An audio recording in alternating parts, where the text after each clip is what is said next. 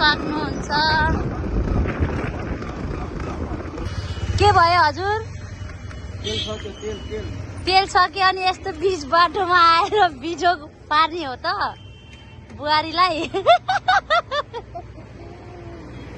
साथीहरू हाम्रो चाहिँ यहाँ तेल सकेर बसेको अवस्था है। साथीहरू मेरो चाहिँ यहाँ श्रीमान आइसक्नु भयो। हामी चाहिँ यहाँ यसरी तेल सकेर बसेको अवस्था।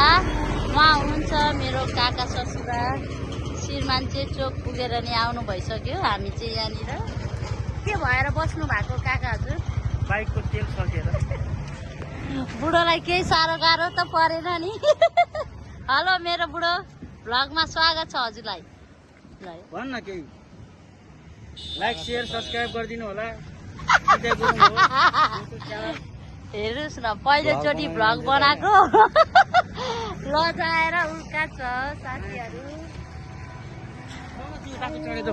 ल म डाफे चढेर गएँ। अब म हजुरहरूलाई म जाने ठाउँ देखाउँछु। चोक जानुपर्ने काम थियो, म चाहिँ डाफे कुरिरहेको छु। अब डाफे पनि आइसके। अब म चाहिँ लागेँ जाम। अब म चाहिँ लागेँ है साथीहरू। यहाँ हाम्रो मयुरीमा चढेर सरर लागेर मेरो काका र मेरो बुढो चाहिँ तेल लिन